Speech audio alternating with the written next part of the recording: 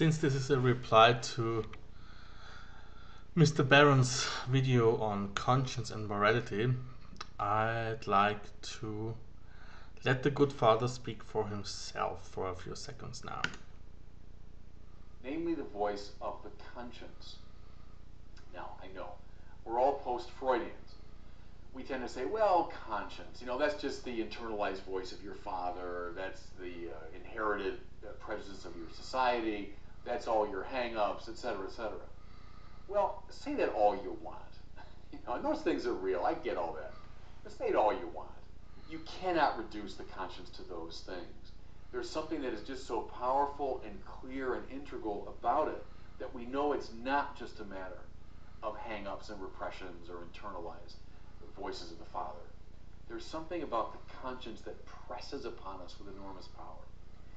So he's talking about the conscience, and he's saying that the conscience is not the internalized voice of society and of the Father, and that it is something that presses upon us with enormous weight.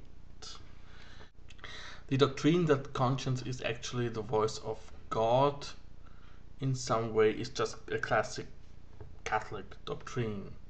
But the way he's trying to quote unquote prove that is very interesting, because he's obviously referring to his own internal representation of conscience. That's how Mr. Barron himself experiences pangs of conscience. There is obviously a voice in his mind that tells him stuff. It is a vast generalization to assume that the same goes for everyone. Actually, I would assume that what's really going on is this. There is the doctrine of conscience as the voice of God inside the human mind, which Mr. Barron accepts and basically has to accept because it's the doctrine of his own church. It does not matter whether this doctrine matches up with reality or not. There was actually an interesting post in the comment section to this video. A guy named Isemdi said, "So Father, what about psychopaths? It's medically proven that they are wired in a very unique way. Some of the characteristics of people diagnosed with this medical disorder are, but are not limited to, lack of empathy, no remorse, unimaginable cruelty, etc. Did God forget about them?" And the reply was, God loves them, of course, but God permits certain defects in his creation for reasons that are not entirely understandable to us. It's dogmatic thinking at its best. You have a dogmatic preconception about whatever, the conscience in this case. And because you are assuming this as a given, you then have to make up additional dogmas, basically, additional axioms to justify what happens in reality.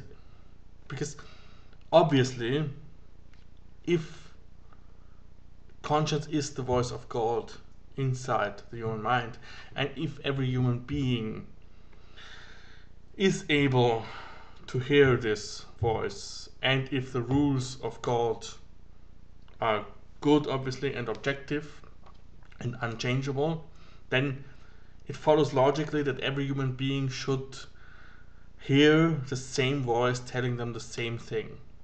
This completely crashes with my own experience, by the way. My values have changed over my life very drastically in some areas, not too much in other areas, and the feelings I have towards certain actions has changed in all directions. Actually, there are some things that I feel guilty about, or would feel guilty about if I did them, that I probably wouldn't have 20 years ago, and the other way around. If you come from the idea that conscience is the objective voice of God in my head, then either I have uh, gone away from God in that respect or moved closer to God in that respect. And obviously, you can never show that. And you can, yeah, we will have a very hard time explaining how somebody in a polygamous culture would never hear the voice of monogamy that is obviously part of the Christian ethics. So, how do you deal with that? And the other thing is that if you start from metaphysical dogmas, not only do you have to come up with additional dogmas to justify the first dogma, but also quite a lot of times you will end up discriminating against somebody. Okay, you could avoid, but it's terribly hard to avoid uh, that you end up saying these people just refuse to hear the voice of God, and you cannot know that, right? I mean, um, how do you judge what's going on in another person? A theory should always be falsifiable. And another point, obviously, is that he basically posed the Catholic doctrine of conscience against a post-Freudian or quasi-Freudian idea of conscience, and this is not at all the theory I, for example, follow. There are many other theories out there. If I were to hazard a guess, I'd say that conscience is a sum of quite a lot of different influences. Some of them societal, of course. Some of them the voice of the father, yes. Some of them my own hang-ups and guilt trips. But also the simple rules of empathy